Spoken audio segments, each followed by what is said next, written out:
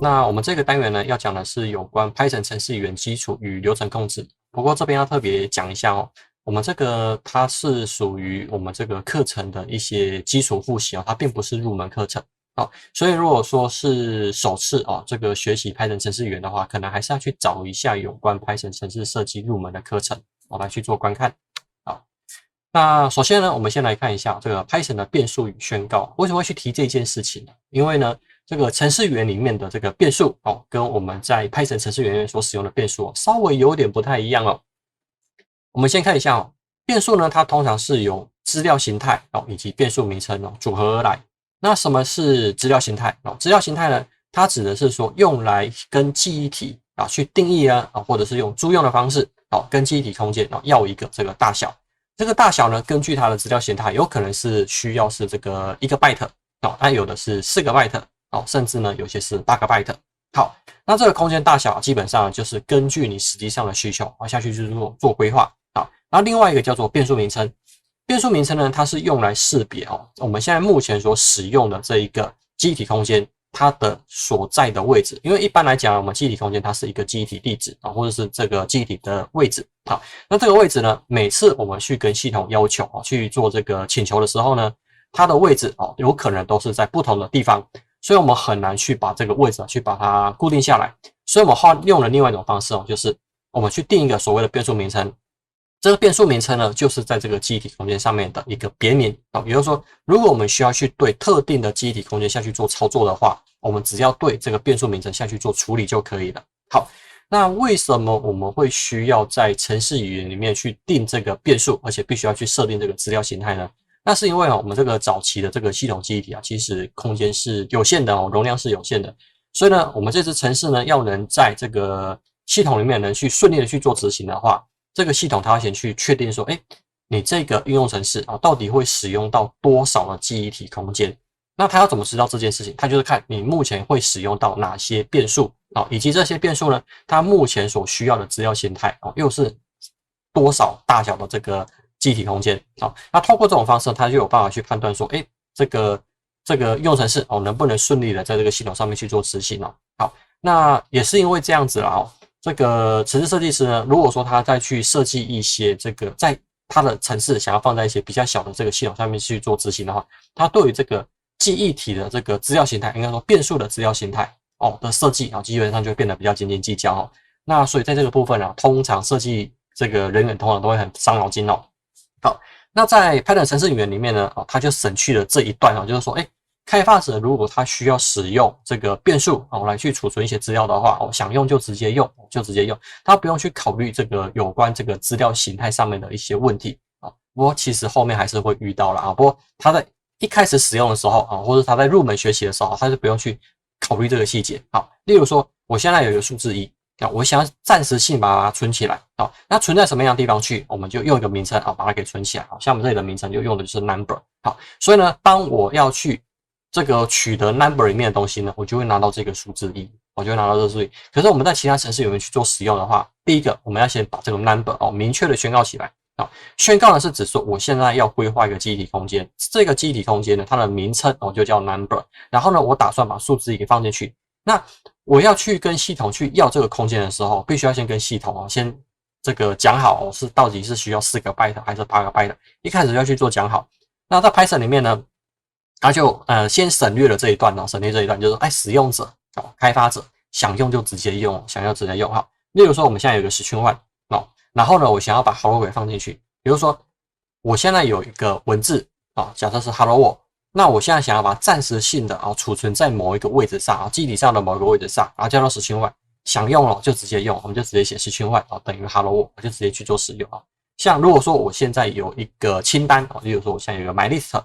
这 list 里面呢要放3样东西，那我就直接把这个 apple 啦、banana 啦、这个 Charlie 就直接放进去就直接放进去。如果是在其他程式语言里面，其实它是不能这样做的第一件事情是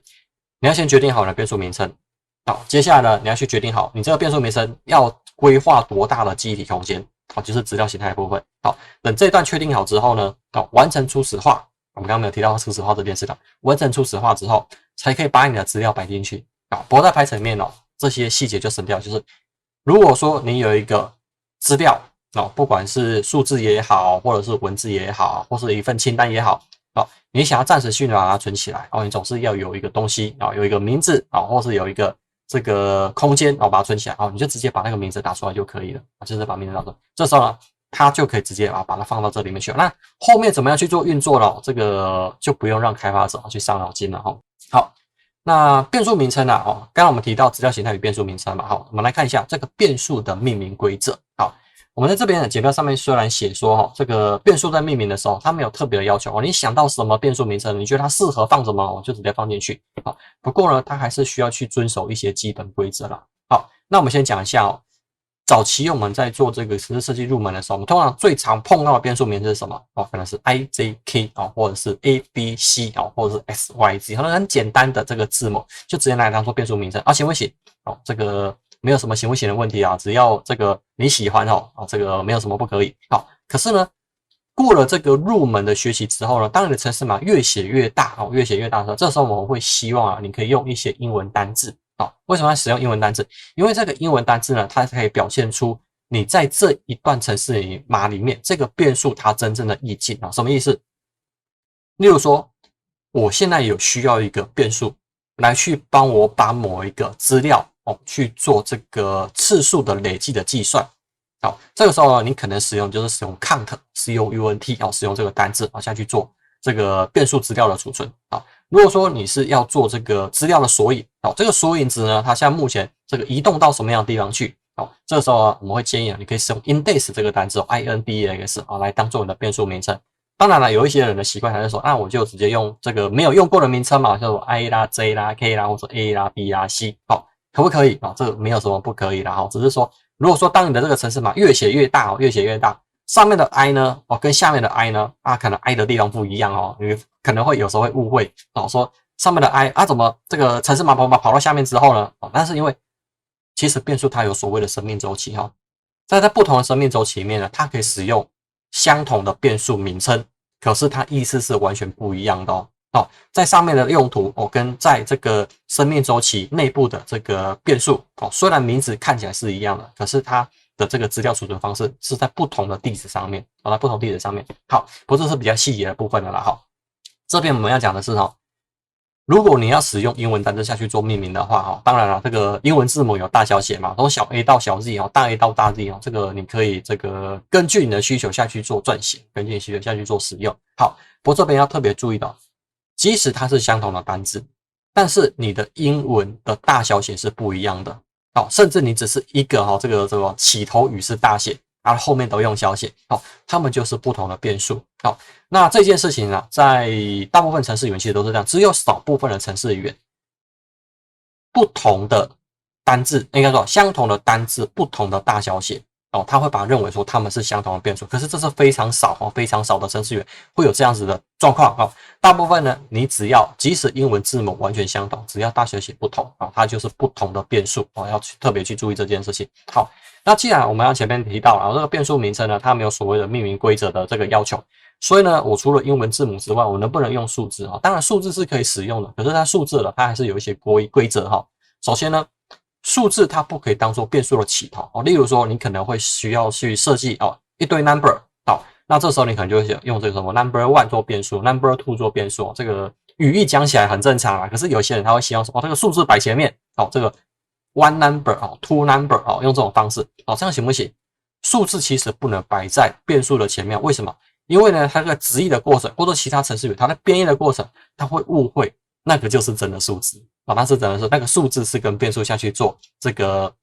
去做运算或者下去做使用的，它不是把它当做一个完整的变数名称下去做使用。好，所以呢，如果变数要去搭配数字的话，不可以放在那个变数的起头不可以放在变数在变数的任何位置都可以不过通常比较少人这样做啦，我们还是比较习惯放在最后面什么 number one number two